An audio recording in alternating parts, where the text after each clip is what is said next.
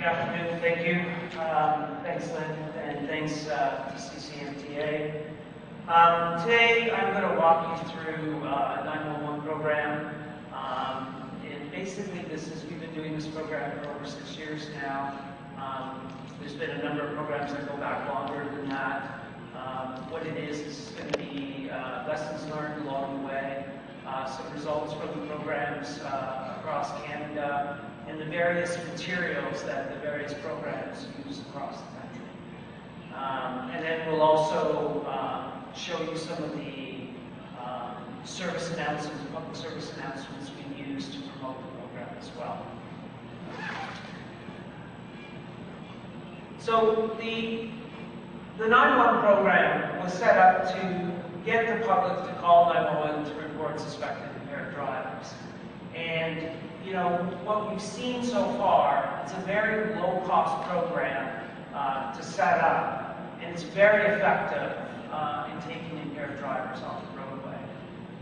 This is not a new idea. Ever since we've had 911, people have been calling 911 to report suspected impaired drivers. And then it's a chance, and this is the other thing is, it's a chance for police enforcement, emergency call centers, community partners to come together. And it seems one of the big things that really is effective is that it must be signed throughout the community, and large visible signs. Those communities seem to work a little better than the ones that aren't as well signed.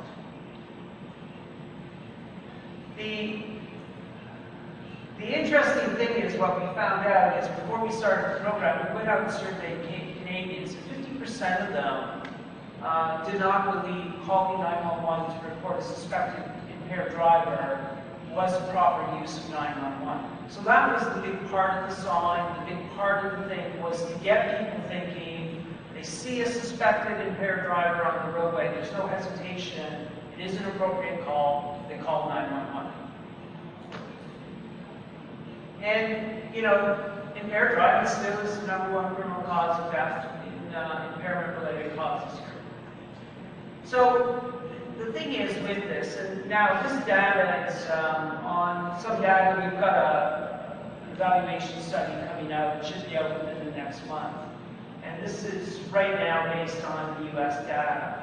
But it's kind of the thing is, in a program like 911, if you remove 500 drivers that were at a 0.12 BAC, what's the effect on the crash rate? And 96 crashes would be avoided in that time frame if you removed it. Obviously, if the BAC was higher, you would avoid more crashes. If it was lower there, it's just a number there, but it just gives you an idea of the potential effectiveness of the program with the crash rate that's currently there for 2009.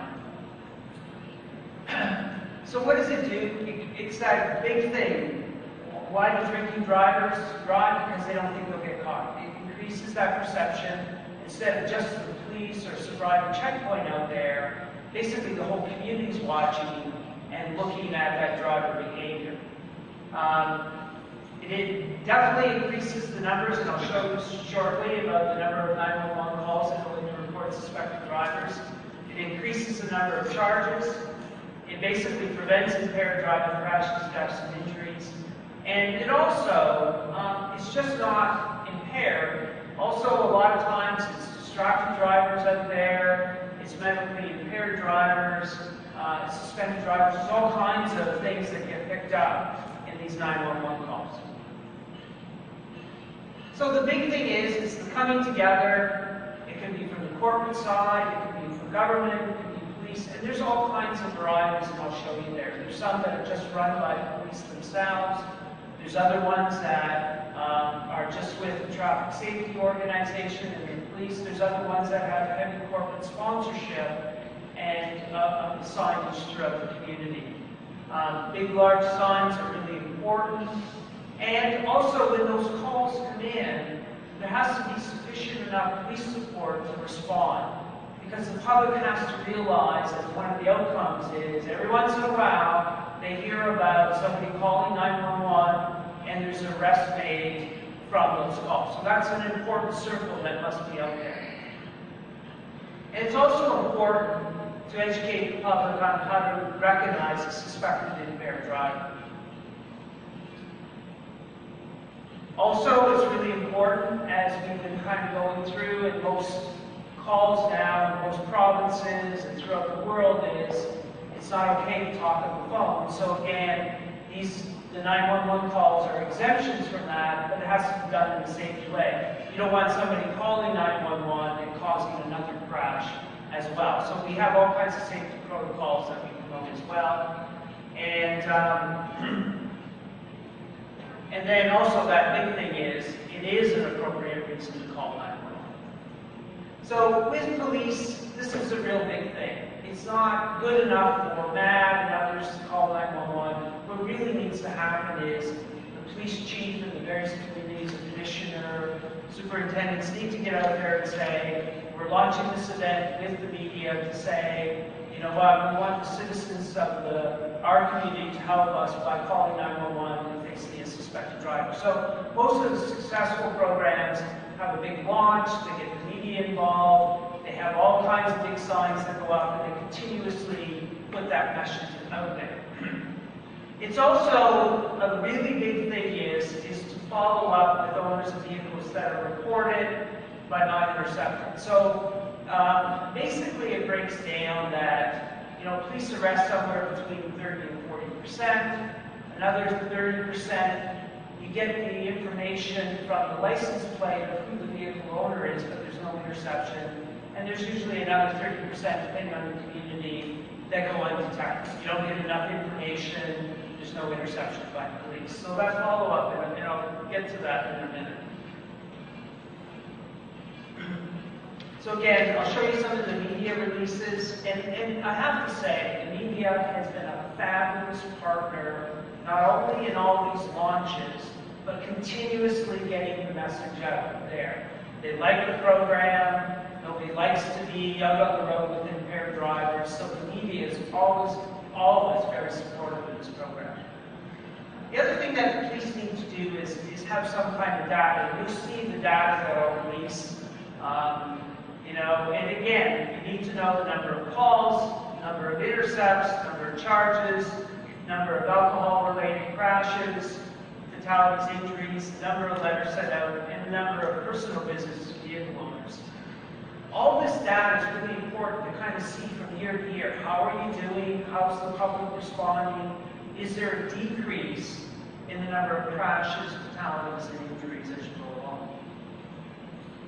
Emergency call centers are great. They're a great partner. I've never, in all the programs that we've done, I've never met a call center that says, no, this is an appropriate call, we'll resource, we'll make sure this happens, and they've been very responsive and glad to be part of the team in this program. And so they do a great job of getting enough information, dispatching those calls out in a timely, and again, dealing with the public on safety protocols. They'll a lot of times say, okay, you've done your job, you know, let the police intercept this car, pull over, make that call. They do all those type of things when talking to a driver as well. The community partners, we do all kinds of things with the program. Obviously, we promote it. We help raise funds for the signage. Like at MAD, everything that we do, we incorporate 911 in the messaging. You know, whether it's our signature at the bottom, our things on email, every one of our press releases now, doesn't matter what the topic is, we'll always have a message in there of one of the best programs to prevent impaired driving is calling 911. And again, we'll run various media programs at the time. A lot of times they're done free of charge because of the cooperation of the media. So these are the 10 signs, and again, we put this out on a lot of public information, and we developed this with the Chiefs of Police and the Canadian Police Association. When we started these programs, we were giving these materials out. Are these the proper protocols? Are you fine with these type of things like that? And so these are the things that we get out there. And again, if anybody's ever came across an impaired driver out the roadway, you see usually 3 or 4 of these things happening at the same time. So we get these out. We also preach these safety things here. You know, if there's a passenger, let them make the 911 call. You know, have the information of the vehicle, pull over, call that 911, give that information to the police. And, again, one of the biggest things that come from 911, other than car calls for 911, come from parking lots. A lot of times, licensed establishment, they're working with a friend, they say, don't drive. If you leave this parking lot, I'm going to call 911 on you. So a lot of times, calls come in like that as well. So again, very effective use. A lot of times, the public will say to us, I got this person, a friend of mine, they're always drinking, impaired, I can't seem to stop, I can't seem to take the keys away. Well, let the police stop them. It's a very effective way to do that. Only place these codes that are appropriate and necessary, should be brief, get the information there. And again, one of the things that we commonly get asked about is the use of 911 always appropriate. We've never really had too much with this program where there's a whole bunch of inappropriate calls. Most of them are appropriate. A lot of them, if this tends to be a busy area, there tends to be multiple 911 calls that come in at the same time. And again, this is what we teach the public. Call, provide the location, just try to describe the vehicle, especially the license plate number, where they're going, any description of the driver if you can, etc. like that. So here's just kind of what happens is, and these are the important things is, there's a multitude of things go on. There's the media launch of the program, there's the high visibility, campaign to report. And with that, that's the signage that goes up. We're educating the public on the 10 signs, how to conduct the placing the call, the best practices.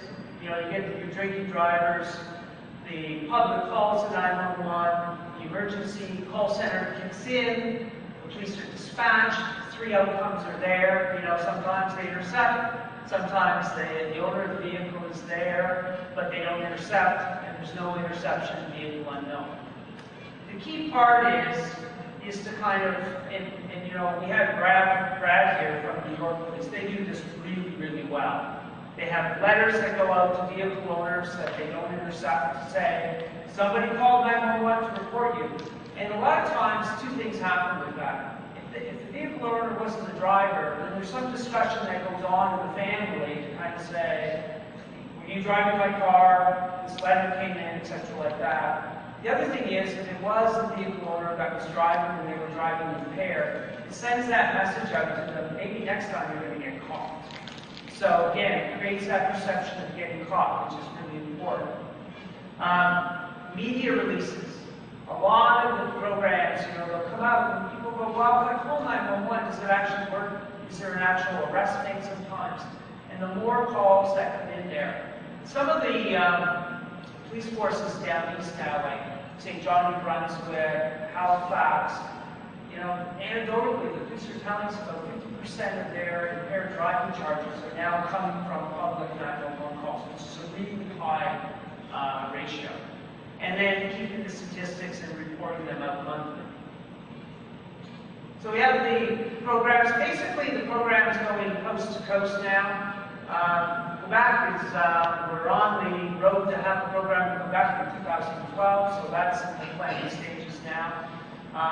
Some of these are full provincial programs, so every area, the province is covered. Saskatchewan, Alberta fit into that type of model. Manitoba's getting there. Ontario is pretty much covered. New Brunswick's covered. Nova Scotia covered. PI, they're all province-wide programs. And Newfoundland's pretty good, but there's obviously pieces of it that aren't as well covered as it should be right now. So here's some results of the program. And again, Brad's here. This is actually his 911 program there. So the big thing is what you can see is, and Brad's police force did a really good job of looking at what happened prior to implementation, and then what happens, afterwards. So you can see that there was a 60%, almost 60% increase in calls. There was an 81% increase in actual charges late. And so you can see that, there's a ratio of calls placed and percentage of people being things. Those are quite amazing statistics. They're quite the norm. Like one of the things when you start to look at these programs now, they're all in ranges now of the various programs. It doesn't matter where it is. They tend to be in the same type of ranges. Calgary, again, you can see, you know, the first year of the program, the number of calls that came in, you know, went up by 80%. During Stampede, it went up by 114%. So, but you know what? The public was aware of it. There was a lot of drinking that was going on. And so the public, you know, made a lot of calls during the month that the Stampede was on. So that, it showed that the program, and they have a lot of signs throughout Calgary, it's shown that it actually got into the mindset of the people living there. Again, they call these programs various things as you're starting to merge. It really doesn't matter what the program's called. The big thing is, as long as the call 911 is really big, that's the most important thing. It's interesting, in the 80s and 90s, NHTSA did a study of various programs in the US, and they were STAR, you know, state police and various things like that. They found the program wasn't effective because people, when they wanted to report the suspected impaired driver, couldn't remember the number. And so by going to the 911, that's made all the difference in those various programs. The Saskatoon one, now their intercept rate is very low, 21%. And when I went over that with the people that run the program, they kind of said they were still figuring out what was the call, so they thought that was artificially low. So, you know, it was their numbers, but you know, I think they're still working out the program with the police to make sure that the appropriate calls are reported in. Edmonton, this is a program that the Edmonton police do by themselves. They were the first ones to run the program called Curtain Danger. They've had some amazing success, you know, so as you can see that they keep a lot of data with it, you know, the number of letters sent to vehicle owners, you know, the number of intercepts. The only thing that you've seen a slide since the 2007, 2010, their non-intercept rate's gone up to about 50%. And again, they do a lot of work with this program. They have an analyst that, you know, tracks where the vehicle should be placed, where the signs should be placed. So they've done a really excellent job with this program. And you can see, you know, within a range, the number of percentage of vehicles intercepted, you know, ranges from 38.5 to almost 35% over in the other side. Ottawa, again, different type of signage again. You know, again, what they did was, again, some of these programs don't track as much information, but the consistent thing is the number of calls go up quite dramatically, especially in that first year. Kamloops, again, it's a curve to danger. It's a community just outside of Edmonton. Interesting with them is that their intercept rate is really high. It's 53%. That's the highest I've seen in any program. Again, it could be because it's a smaller community. They're able to get the vehicles out there quicker. But, you know, so what happens is when you intercept a lot of vehicles, the percentage of letters you send out is very low. So they're, you know, down to 12%. I haven't seen a large community with that type of intercept rate. They usually are between the 30 and 40%. They also track by, you know, the number of calls that came in, what day of the week comes in, what time of the day it comes in again. So again, some interesting data. This isn't so much important data. It's important for the police. It's really important for the emergency call center. So when they're looking at staffing, when do they staff up? When do most of the calls come in? So that's really important data. Again, it's consistent what we know with when do people drink, when do most of the rest come, Friday, Saturday night. So it's not a big surprise. Brandon, this is our newest program. And just finishing up its pilot, so it's just been in operation for a year. This was a program that was done with NPI and Manitoba Liquor Commission, and we chose Brandon because it's, far enough from Winnipeg, small enough to get everything there, and then to expand it from there. So they've had some really good results as well. So these results are 2 months ago. And so citizens, now Brandon's really interesting because it's a small community. They have 911, but they also have a general police number, which I understand that most of the citizens know what that number is. So they call both. So they have to track both lines, which is kind of unusual. Usually it's a 911 tracking thing.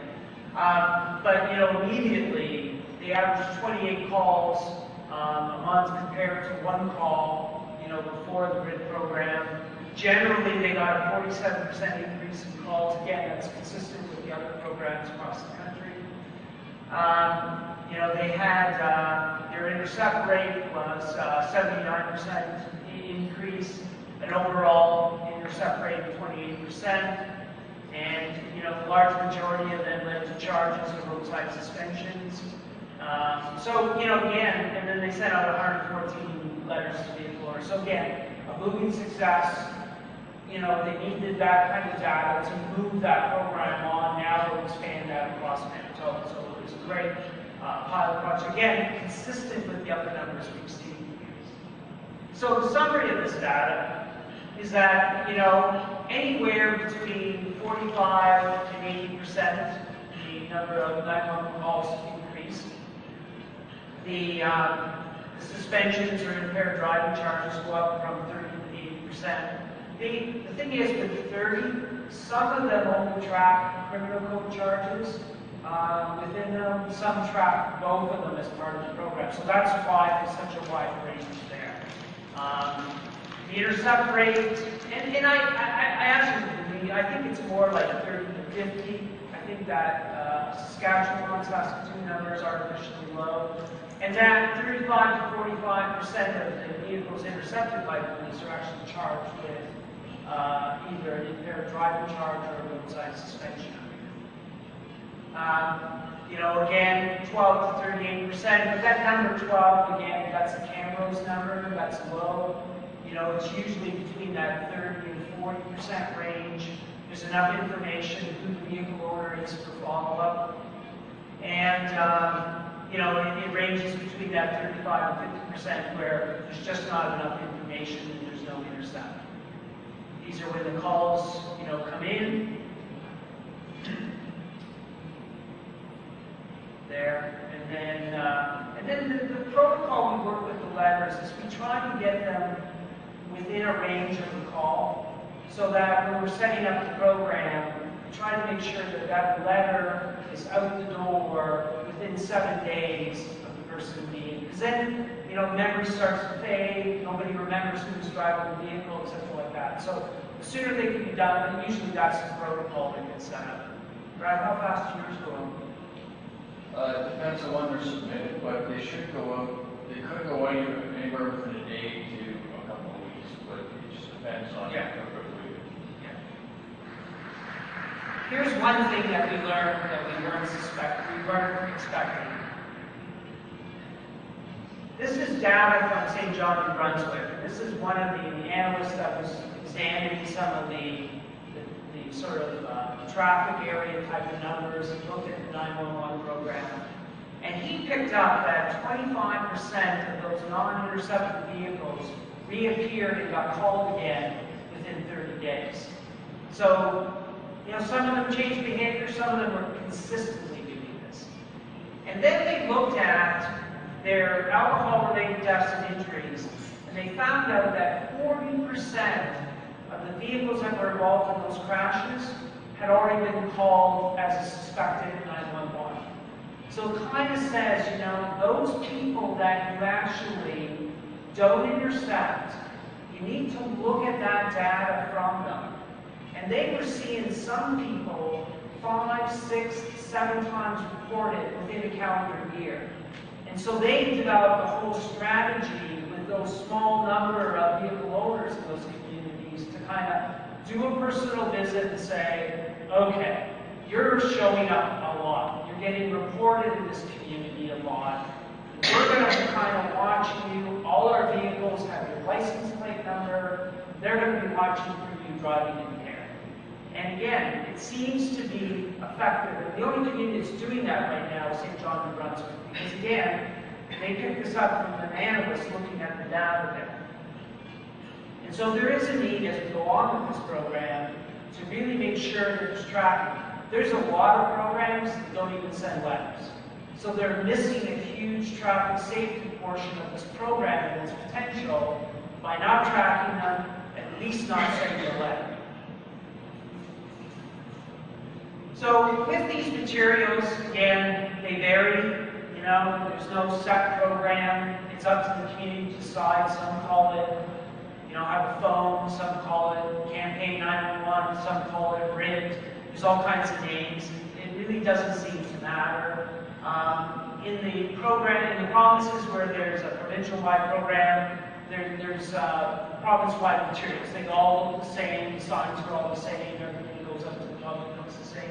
There's some advantages to that. The key is make sure that whatever you do, that 911 sign is really big, and they got to be large. A lot of times, what a lot of the municipalities have done with the program, they look at traffic flows within the community and say, this many cars go by this intersection. We want to put up a large visible sign because more of the public will see it there. So there's all kinds of examples I'm going to run through you. But just before I started, a number of years ago after we had launched this program, I did a presentation on it to the voting community. And they came and said, we have a big problem on the waterways with impaired drivers. We need to work with you on that. So it kind of kick-started with both the marine units within police and public, and a lot of private marinas came onto this and said, look, I've got problems going out of my marina, I don't like it, it's not safe, I want to be part of this program. So we've had excellent cooperation. We've had a program now for 2 years with Transport Canada. Over 600 911 signs have gone out to public and private marinas across Canada, and they're actually from coast to coast. They're in Quebec, they're in every province, and there are a lot in British Columbia. So it's been great. We've actually got that program out there. And we just got another grant. Another 400 signs are going out this year. That's a sample of the one that we've done in Transport Canada and the Hamilton Port Authority. So I'm going to run you through. So this is a one that's used out in British Columbia. They're fairly consistent. They steal from each other, which is great. This basically says, you know, our records show there was a 911 call, you were reported, and a lot of times this letter will generate a phone call into the station to ask some questions, especially if they were not the driver. Media release, this is, again, we encourage them at times in the communications to make arrests, result of a public 911 call, then, you know, put that out there. Let the public hear that information. This is, again, York Regional Police. They celebrated their 1,000th arrest from the program. You're up to 1,200 now? Yep, so continues to go on. And again, this is a great chance to relaunch the program. It's been running for a number of years. Just keeps reminding the citizens out there it's still there, we still need your help. They also did a nice one for their 10,000th call that came in. And again, nice reminder, got it out there, and this is what the programs that have been running for a number of years need to do to kind of keep that message out there. That's the signage for York Region. Again, this tends to be Ontario, down east, that type of signage tends to be. This tends to be more out west. This tends to be Manitoba, Saskatchewan, Alberta, BC, use the grid to do it. That's the Saskatchewan program. There's the Curve of Danger, the one that Edmonton and Kamloops run. That's the Ottawa one.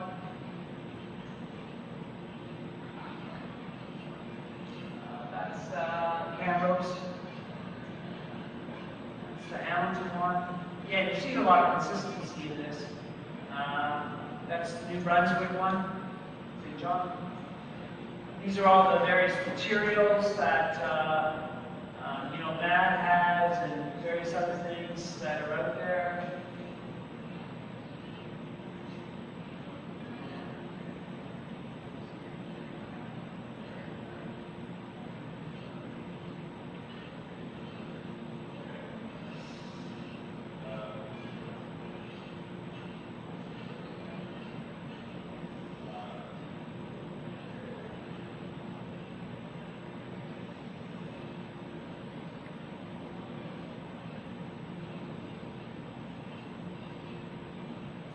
Seen our glasses commercial went the other way. This one is reverse, so it comes back and says, call 911, you might be stopped in a crash.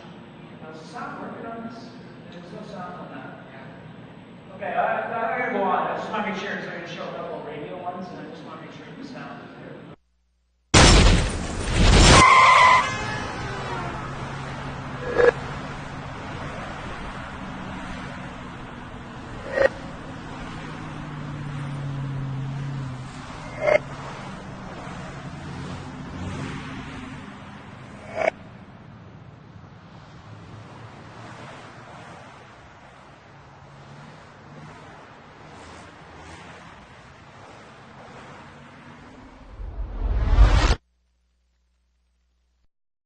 This is the sound of safety. 911 call center. Hi, yeah, I want to report an impaired driver. There's a car swerving all over the road. I'm on Highway 8. The police want citizens to call 911 to report impaired drivers, because keeping them off the road is everyone's responsibility. If you suspect an impaired driver, pull over, call 911, and save someone's life. Change for the better. MAD Canada, helping the victim, stopping the crime. So these are available both in English and French, and we put those up in the communities to hopefully get this document now coming from Murie. Two families are on the lake today, one in a canoe, another in a motorboat. In the canoe, Mom and Dad are worried. The driver of the motorboat is impaired, but Dad's unsure about calling 911. But he'd call 911 in an instant to report an impaired driver on the road. Boating impaired is just as dangerous, and the 911 call to report it, just as important. Save a life on the roadways and the waterways. Call 911 to report impaired driving. MAD Canada, saving lives, supporting victims. Change for the better. One of the challenges we have with boating is that people don't automatically think the same way they think on the road, so that's kind of those information to make sure that you're doing the same in both ways. And then you have this, like in Guelph, there was a suspected impaired driver. Turns out the lady was very distressed. She was having a baby, and the officer arrived on the scene and helped her. The baby mom was taken to the hospital, and successful delivery was made. So they're not always impaired. I mean, I always remember this story in Edmonton that they told us about, and it was this person, I guess it was, had some severe medical problems, but drove up to see his buddy every day at 2 o'clock, 2:15, and they'd drive home. And he always got reported, but they never see it because the trip was so short to intercept him. So one day they strategically put somebody in that range at that time of day, figuring, we've had a number of calls coming at the same time. So they were able to not intercept him, but they were able to figure out where he was, went to the door. She said, "Thank God you're here. I've been trying to tell him for years he shouldn't be driving." Next thing you know, there was intervention with the doctor, and his license was removed, and appropriately so. He had a medical condition he shouldn't drive. But there's all kinds of good outcomes that call from that call, and then police do their job. So that's the program. So if anybody has any questions.